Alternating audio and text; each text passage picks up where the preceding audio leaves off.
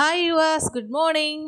Welcome back to my channel. మళ్ళీ మీకు ఈరోజు ఒక వెరైటీ కర్రీతో మీ ముందుకు వచ్చేసానండి. అదేంటో చూసేద్దాం, ఓకేనా?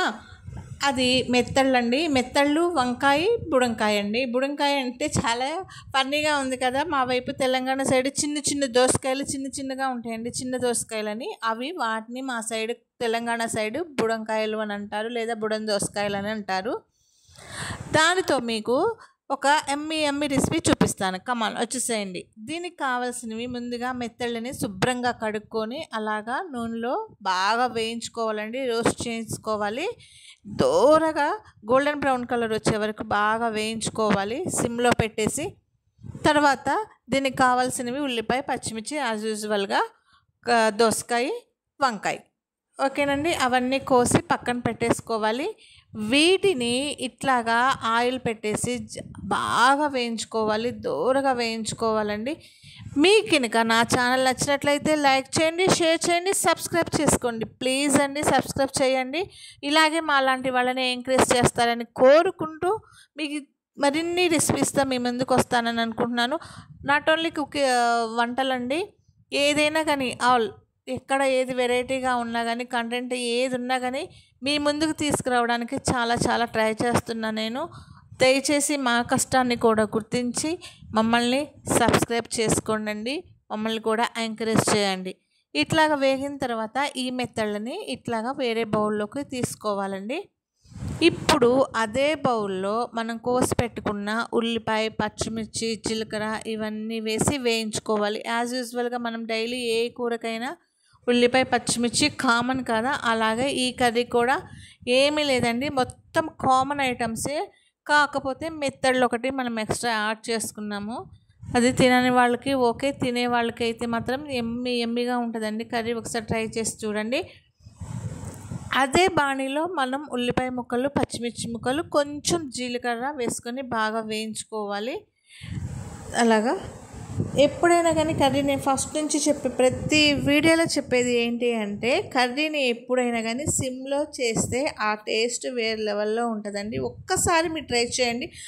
అంటే కంగారుగా ఆఫీస్కి వెళ్ళే వాళ్ళకి, స్కూల్స్కి వెళ్ళే వాళ్ళకి, వేరే ఫర్దర్గా బయటకు వెళ్ళే వాళ్ళకంటే చాలా కష్టం. నీకేంటమ్మా నువ్వు చాలా చెప్తావని అనుకుంటారు. బట్ ఇంట్లో టైం ఉన్నవాళ్ళు, లేదు అంటే ఇంట్లో హోమ్ మేకర్స్ ఉన్నవాళ్ళు, వాళ్ళైతే ఈజీగా ఈవినింగ్ ఫుడ్ కానీ ఏదైనా ఒక్కసారి మీరు సిమ్లో అలాగా పెట్టేసి ట్రై చేసి చూడండి. చాలా మీకు డిఫరెన్స్ అనేది మీకే తెలుస్తుంది. హడావుడిగా ఒక్కొక్కసారి అని అంటారు, హడావుడిగా వండిన కర్రీసే బాగుంటాయి. అదే నిజమే అండి, దాన్ని తీసి పడేయద్దు. కాకపోతే మనం కంగారుగా వండిన కర్రీసే చాలా బాగుంటాయి, అది నాకు తెలుసు. ఓకే, అలా వేగిన తర్వాత నేను ఇందాక చెప్పాను చూసారా, చిన్న బుడంకాయలని, ఆ బుడంకాయ ముక్కలను కూడా కోసుకొని అవి కూడా అందులో వేసుకొని ఒకసారి తిప్పిన తర్వాత వంకాయ, మొన్న మీకు మా చెట్టుకి కాసాయని చెప్పాను వంకాయ, అదే వంకాయని ఒక్కటి తీసుకొని, అదే ఒక్క వంకాయ చూడండి ఎన్ని ముక్కలైందో.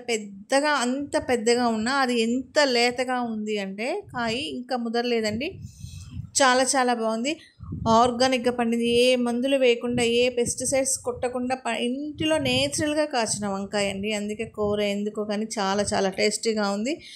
అలా కోసిన వంకాయల్ని ఇప్పుడు ఈ దోసకాయ వేసుకున్న దాంట్లోనే ఈ వంకాయ ముక్కలు కూడా వేసుకొని, లైట్గా వంకాయలు ఎప్పుడైనా వేయగానే అండి సాల్ట్ వేసుకోవాలి. లేదంటే వంకాయ ఎప్పుడైనా చేదొచ్చేస్తుంది. మనం కొట్లో కొన్నాయి కన్నా ఇంట్లో కాచిన వంకాయ త్వరగా చేదెక్కిద్దండి. ఎందుకంటే మనం ఏ మందులు వేయం కదా, అందుకని తొందరగా కంట్రోల్ వచ్చేసిద్ది. అదే కొట్లో అయితే ఒక 5 minutes అటు ఇటుగా అయినా ఏం అనిపించదు. నేను కనిపెట్టిన తేడా ఏంటి అంటే, నేచురల్ దానికి, బయట మనం కొనుక్కొచ్చిన దానికి. సో కొంచెం సాల్ట్ వేసుకోండి కొద్దిగా, అలాగే పించ్ ఆఫ్ టర్మరిక్, పసుపు, అది కూడా వేసుకొని బాగా తిప్పుకొని మూత పెట్టుకోవాలి.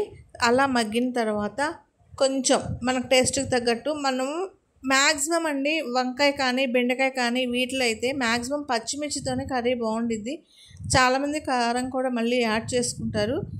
కాకపోతే అలాగైతే అదొక టేస్ట్ ఉంటుంది. కొంచెం మీ టేస్ట్కి తగ్గట్టు, ఒకవేళ మిర్చి సరిపోలేదు అనుకుంటే కొంచెం కారం కూడా యాడ్ చేసుకోవచ్చు. అంతేనండి, దగ్గరికి చాలా వంకాయ ఉట్టిగానే మగ్గిపోతుంది. ఆల్రెడీ దోసకాయ మనము వేయించుకున్నాం కాబట్టి ఇప్పుడు ఇలా రెడీ అయిన దాంట్లో మనం ముందుగా వేయించుకున్న మెత్తళ్ళను కూడా వేసి మళ్ళీ ఒక 5 మినిట్స్ ఒకసారి అటు ఇటుగా తిప్పి మళ్ళీ ఒక 5 మినిట్స్ సిమ్లో అలా మూత పెట్టి అలా ఉంచుకోవాలండి. అంతే, వేడి వేడిగా వంకాయ మెత్తళ్ళ కర్రీ రెడీ. మీ కనుక నా ఛానల్ నచ్చినట్లయితే ప్లీజ్ లైక్ చేయండి, షేర్ చేయండి, సబ్స్క్రైబ్ చేసుకోండి అండి. ప్లీజ్ అండి, ప్లీజ్ ప్లీజ్ ప్లీజ్ సబ్స్క్రైబ్ చేసుకోండి. ఇంకా మరిన్ని మీకు వీడియోస్ మీ ముందుకు తీసుకొస్తాను. ఇట్లు మీ Bhanu sisters. Thank you so much. ఇలాగే మీరు ఈ రెసిపీని ప్రిపేర్ చేసుకొని వేడి వేడి అన్నంలోకి వేసుకొని తినండి. అస్సలు స్వర్గం ఎక్కడో ఉండదు, మన ప్లేట్లోనే ఉంటుంది.